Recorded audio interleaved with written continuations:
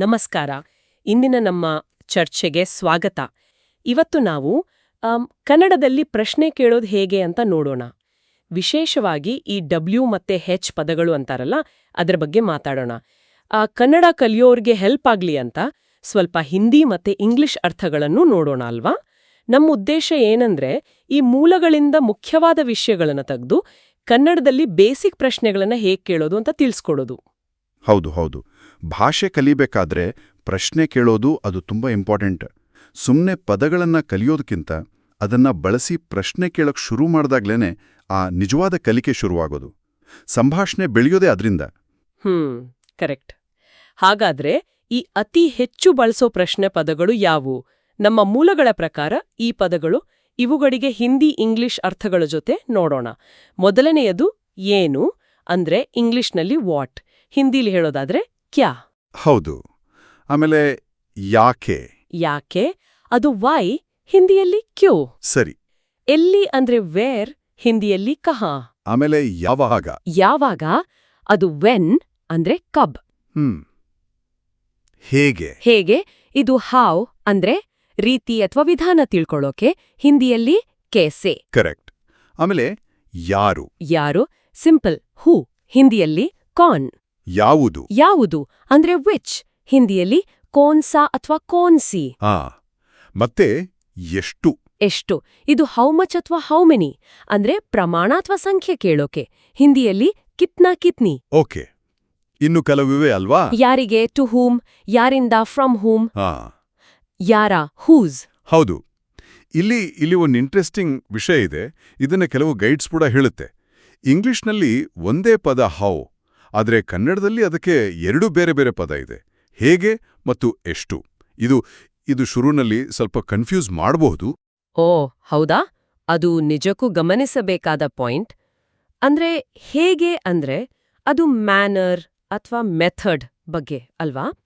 ಉದಾಹರಣೆಗೆ, ನೀವು ಹೇಗೆ ಇದ್ದೀರಿ, ಹೌ ಆರ್ ಯು. ಇಲ್ಲಿ ರೀತಿ ಅಥವಾ ಸ್ಥಿತಿ ಮುಖ್ಯ. ಹೌದು, ಖಂಡಿತ. ಅದೇ ಎಷ್ಟು ಇದೆಯಲ್ಲ, ಅದನ್ನ ಕ್ವಾಂಟಿಟಿ, ಮೆಷರ್ಮೆಂಟ್ ಅಥವಾ ನಂಬರ್ ಕೇಳೋಕ್ ಬಳಸ್ತೀವಿ. ಉದಾಹರಣೆಗೆ, ಬೆಲೆ ಎಷ್ಟು, how much is the price, ಅಥವಾ ನಿಮಗೆ ಎಷ್ಟು ಬೇಕು, how much do you want. ಈ ವ್ಯತ್ಯಾಸ ತಿಳ್ಕೊಳ್ಳೋಕೆ ಸ್ವಲ್ಪ ಕಷ್ಟಪಡ್ತಾರೆ ಅಂತ. ಇದನ್ನ ಬೇಗ ಅರ್ಥ ಮಾಡ್ಕೊಂಡ್ರೆ ಪ್ರಶ್ನೆಗಳು ತುಂಬಾ ಕ್ಲಿಯರ್ ಆಗುತ್ತೆ. ಸರಿ. ಈ ಪದಗಳನ್ನ ವಾಕ್ಯದಲ್ಲಿ ಎಲ್ಲಿ ಬಳಸಬೇಕು ಅನ್ನೋದು ಕೂಡ ಮುಖ್ಯ ಆಗುತ್ತೆ ಅಲ್ವಾ?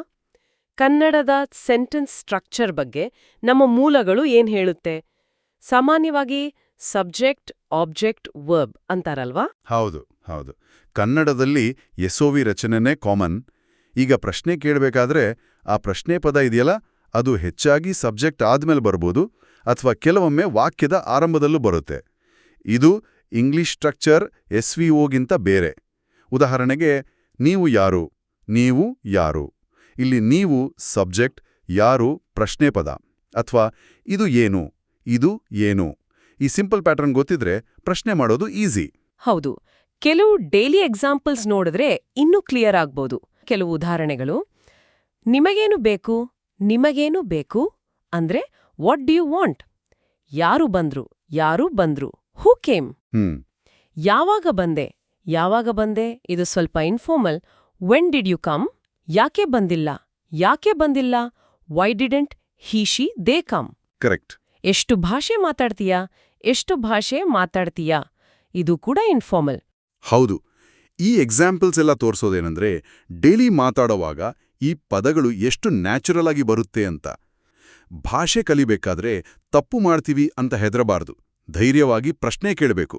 ಅಲ್ಲಿಯೇ ಜನ ಹೇಗೆ ಉತ್ತರ ಕೊಡ್ತಾರೆ, ಅವ್ರು ಯಾವ ಪದ ಬಳಸ್ತಾರೆ ಅಂತ ಗಮನಿಸ್ತಾ ಹೋದ್ರೆ ಕಲಿಕೆ ಫಾಸ್ಟ್ ಆಗುತ್ತೆ. ಇದು ಬರೀ ಗ್ರಾಮರ್ ಅಲ್ಲ, ಸಂಸ್ಕೃತಿನೂ ಅರ್ಥ ಮಾಡ್ಕೊಳ್ಳೋಕೆ ಹೆಲ್ಪ್ ಆಗುತ್ತೆ. ಅದು ತುಂಬಾ ಒಳ್ಳೆ ಸಲಹೆ.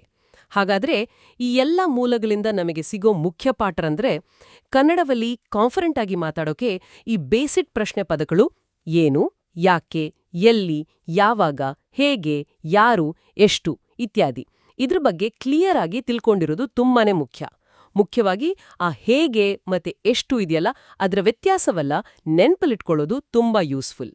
ಖಂಡಿತವಾಗಿಯೂ. ಈಗ ಮುಂದಿನ ಸ್ಟೆಪ್ ಏನಂದ್ರೆ, ಈ ಪದಗಳನ್ನ ಬಳಸಿ ಚಿಕ್ಕ ಚಿಕ್ಕ ಪ್ರಶ್ನೆಗಳನ್ನ ತಾವೇ ಮಾಡೋಕ್ ಟ್ರೈ ಮಾಡೋದು ಮತ್ತೆ ಕೇಳಿದ ಪ್ರಶ್ನೆಗೆ ಬರೋ ಉತ್ತರಗಳನ್ನ ಗಮನಿಸೋದು ಕೂಡ ಅಷ್ಟೇ ಮುಖ್ಯ. ಹೌದು, ದಿನನಿತ್ಯದ ಮಾತುಕತೆಯಲ್ಲಿ ಈ ಪ್ರಶ್ನೆ ಪದಗಳನ್ನ ಜನ ಹೇಗೆ ಬಳಸ್ತಾರೆ ಅಂತ ಗಮನಿಸೋದು ಕೂಡ ಒಂದು ಒಳ್ಳೆಯ ಪ್ರಾಕ್ಟೀಸ್ ಅನ್ಸುತ್ತೆ. ಇದು ಆ ಭಾಷೆಯ ಏನ್ ಹೇಳ್ತಾರೆ ರಿದಮ್ ಅರ್ಥ ಮಾಡ್ಕೊಳ್ಳಕ್ಕೆ ಸಹಾಯ ಮಾಡತ್ತೆ. ಸರಿ, ಕೊನೆಯದಾಗಿ ಒಂದು ಯೋಚನೆ. ಕನ್ನಡದಲ್ಲಿ ಪ್ರಶ್ನೆ ಕೇಳುವಾಗ ಬರೀ ಪದಗಳು ಮುಖ್ಯನಾ ಅಥವಾ ನಾವು ಮಾತಾಡೋ ಧ್ವನಿಯ ಏರಿಳಿತ ಅಂದ್ರೆ ಇಂಟೊನೇಷನ್ ಅದಕ್ಕೂ ಏನಾದ್ರೂ ಪಾತ್ರ ಇದೆಯಾ? ಹೇಗೆ? ಇದ್ರ ಬಗ್ಗೆ ಸ್ವಲ್ಪ ಯೋಚಿಸಿ ನೋಡಿ.